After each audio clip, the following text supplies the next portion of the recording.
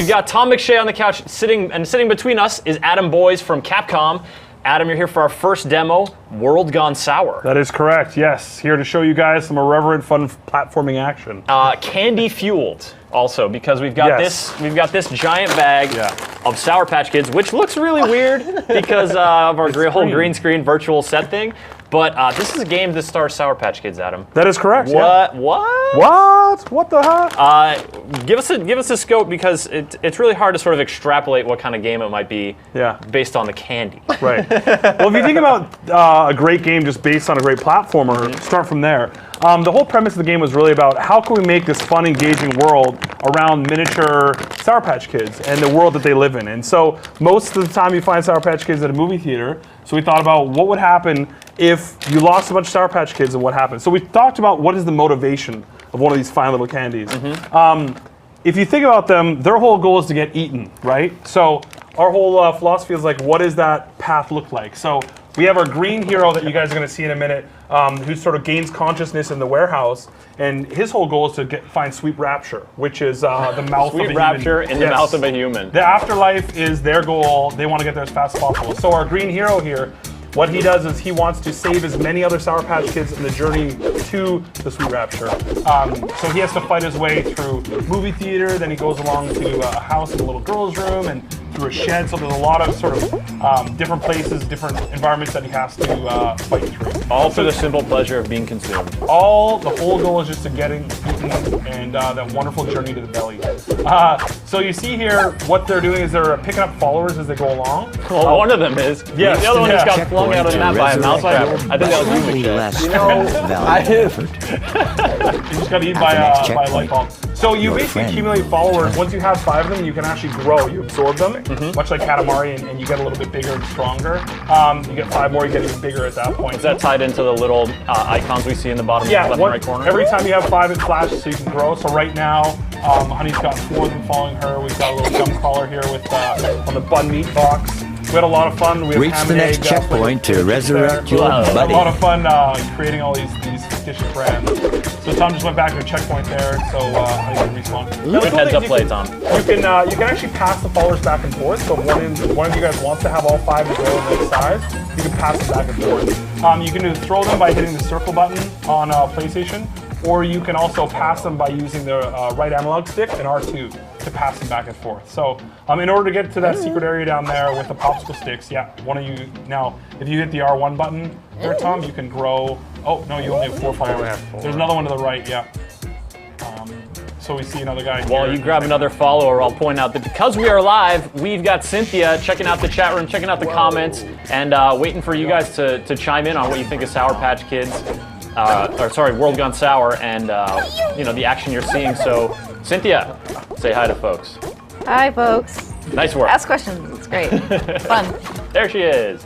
All right, so we've busted through to a secret area, and there we have Gargantua Sour. Yep. We have Tom, the big Sour Patch. He's got to go down and use the charge throw, which is a circle button, to get through that popsicle stick.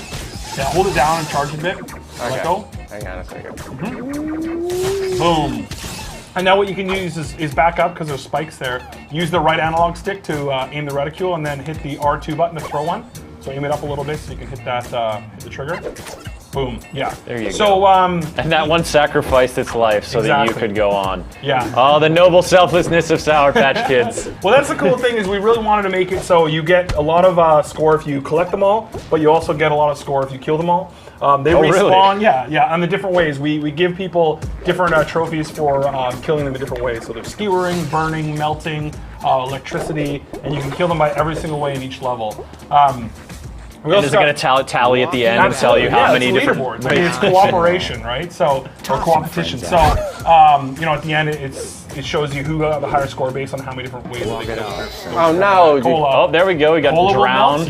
We're going to add that We also got Creed Bratton, who a lot of people might recognize from The Office as the narrator of the game. So you can't really hear him that much in this, but he pops up here and there to give you little tips and tidbits, explain some of the enemies, and often leaves you with confounding tidbits of info. I was gonna say, so if you know the character Creed Bratton from The Office, he's not really the guy you would go to for helpful advice all the time. He's kind of like a permanent troll, right? He's just always trolling. So in the game, he'll sometimes give you little tidbits of how to beat a certain a boss or enemy, but oftentimes it's just adding a lot of flavor to the crazy world. It's sort of a dark and twisted world we've built. You can see from a lot of the different crazy brands we've built up. Like Nutlog, Blue Water Pops, those sound delicious. Kinky Licorice Whips and stuff like that. But you know, that was, I think, very reflective of the spirit of the game. It's just a lot of fun. Times can get a lot harder, especially later on. It seems like you guys are doing a great job so far. We have some great grapple mechanics, passing back and forth, the growing and the shrinking, I think, a lot of fun. So some interplay between the two players there. And I'm getting the wave from Cynthia. What's up? So we got a question in the chat room. Burned Match 2 is wondering, can you build your own levels in this game? No, we do not have a level builder in this game, unfortunately. No creating your own horrible movie theater floor abominations. You have to save those for the sketchbook. But you can also throw your followers just like that to collect stuff. So you can sacrifice them to get 1-ups and get extra points, which is really cool. We wanted to make the mechanic of having those followers be more than just a bunch of guys that follow you around and fall into deadly areas. They're a resource you have to manage in exactly. In a way, Oh wow, that one is really big. Yeah. All right. Oh, Tom's got it. Look at that off-screen double jump or wall jumping. That was impressive. So you guys are sort of really leaning into the whole. I don't know how you did that. What did you do? How did you do that? Square button is grapple. Okay. Yeah. She'll get to the respawn point. Oh, so what is that? Impaled on icicles? Yeah, he fell down in some reverse icicles and got it. Is there something secret up here? No, I think she already grabbed it. Okay. Yeah. Tom just loves his wall jumping. Yeah, now you have 7 seconds to get all those bad boys. Get all the red stars. Is that? Where are the red? No, there they are. Yep. Wall jumps and double jumps and ninja-like. Oh, almost.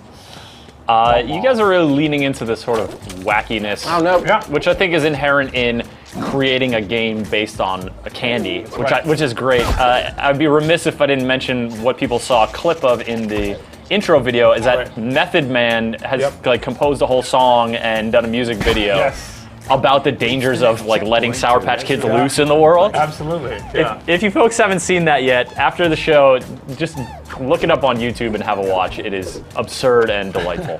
I hope it really reflects sort of the spirit of the game. I mean, you know, Method Man wrote the whole track himself, and you know, around the game concept, you know, the developers at Playbrains did a really great job of coming up with a core concept of what happens when you lose these Sour Patch Kids.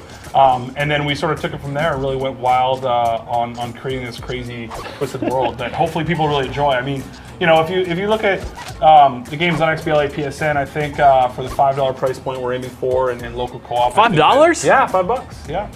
Well, all right. Now there's an area where she's too big to go under, so she's got to shrink down.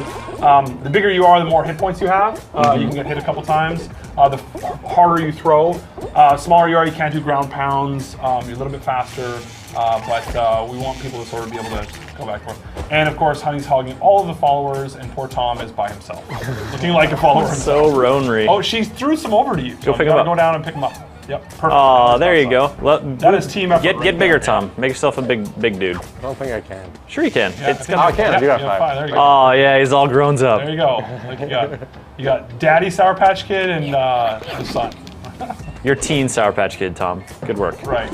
You hit Sour Patch puberty. And so Creed will give you tips along the way.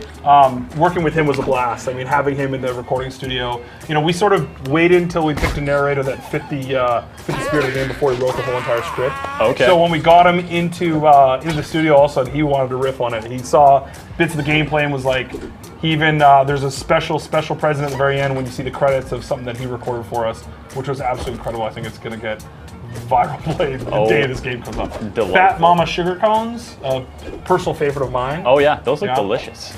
And nutritious too. I gotta ask, you sort of said you were waiting to find the right narrator. Who else were you considering? Do you have any? There's a lot of different people, but really what it came down to is we wanted somebody that really reflected the craziness of the world we were building, that could sort of be sort of sweet and yet also be crazy and sour. And Creed was the perfect natural match. Such a weird dude. It works so well for It this. seems like a really good compliment. Yeah, And I now mean- you're like in a gelato place? Yeah, we're Fancy. cruising through there, through the frozen area. You've got a Fat Mama sugar cones that you're jumping on. Nice. Some gum trampolines to try and avoid.